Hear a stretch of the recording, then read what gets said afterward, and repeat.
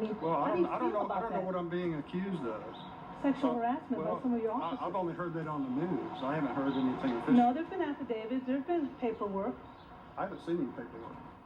This is what I pay an attorney for, and he has said, do not make any comment unless he is present. And I understand, you pay an attorney, but the taxpayer pays you. So, you know, the taxpayer wants to know, are you an honest constable? Are these allegations true? All these things coming out in affidavits. In my official word is no comment. Mr. Skinner, you're accused of killing your own stepson by the police. Did you do it? Mr. Skinner, you didn't do it? Why did the police say you did? The district superintendent says he had no idea the workers were undocumented. These laborers say they've been working for you for weeks. Yeah, they some of them have. So no one inquired whether they had Yeah, well, status? my business manager should have taken care of that situation. The superintendent appeared surprised when we told him the social security numbers did not match the names. Right here, Miguel Ramirez. Well, that's really John Leitner's. And guess what? John is dead. Not good professional practice. There were personnel questions he couldn't answer about the Preston Hollows principal.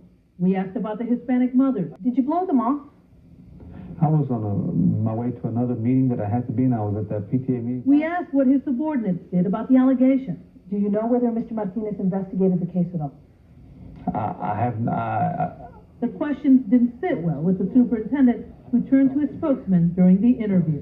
I thought we were going to have a brief interview. I didn't know we were going to have an extended dialogue. I feel like I'm in the courtroom again. I mean, Well, no, I'm just asking you these questions. I'm not going to sit through a deposition or a trial. Well, this is not a deposition, but I think it's important as someone who's paid by the taxpayers that you answer some of these questions. I mean, I'll be glad to answer 2 more of your questions. We were interviewing the suspect's sister when Dallas police showed up at their North Dallas apartment. They found Liliana Viveros in the bathroom. Police suspect Viveros threw her baby in a trash dumpster on Saturday after she gave birth to him while she was alone. ¿Tiraste el bebito? Did you throw away the baby? Liliana, ¿los puedes decir algo? Can you tell us something? Dwayne Goodrich returned to the Dallas County Courthouse 9 months after his conviction for manslaughter. That's when the former Dallas Cowboy was sentenced to 7.5 years in prison for the hit-and-run deaths of 2 men. How have you been? I mean, it's definitely changed my life. It's not a day that goes by that I don't think about it. It's uncomfortable to sleep. I mean, there's plenty nights that I go restless and things like that, so. Fox 4 is the only station there when Goodrich was told he was in deep trouble. His bail bondsman gave him this letter stating, based on non-payment on the appeal bonds, we have to revoke each bond, which will cause a warrant for your arrest. Bonds that kept him out of jail. So what's going on here? Because I'm hearing that you're broke. Is that true? Correct. What happened with all your money or anything that you did make? Paying lawyers. Paying lawyer fees, so. But I heard from a source that you haven't even been able to pay your lawyer fees. Correct. Who told me that he was a lawyer, and I done gave him my money. Donna Jackson of Lancaster was in shock when she saw this man, because I'm not posing as an attorney. John DeJean, on Fox 4 News last Wednesday. You can be seated. That's when Dallas Associate Juvenile Court Judge Gracie Lewis Admitted. and Criminal Court Judge Manny Alvarez told us that DeJean tried to pass himself off as a lawyer in their courtroom. DeJean denied the judge's accusations when we caught up with him.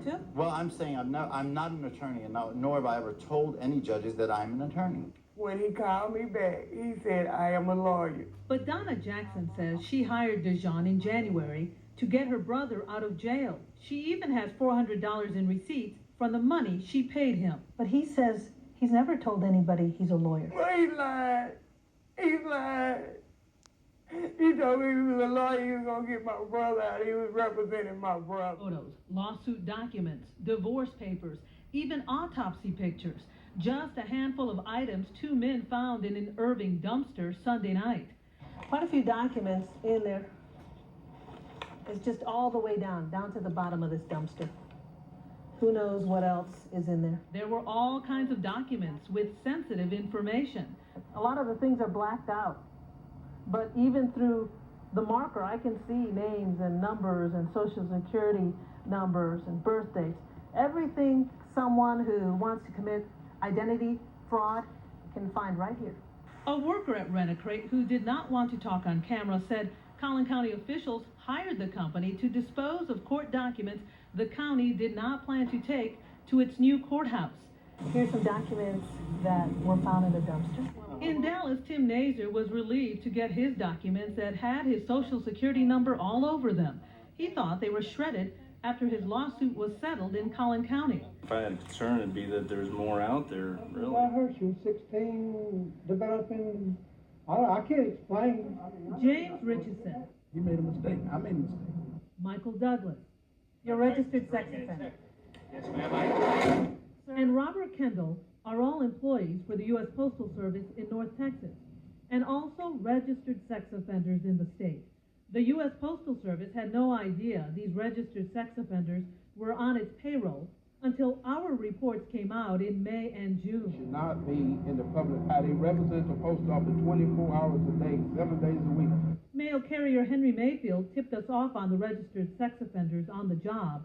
After our reports, the Postal Service suspended him for 14 days and forbid Mayfield to talk to Fox 4 News anymore.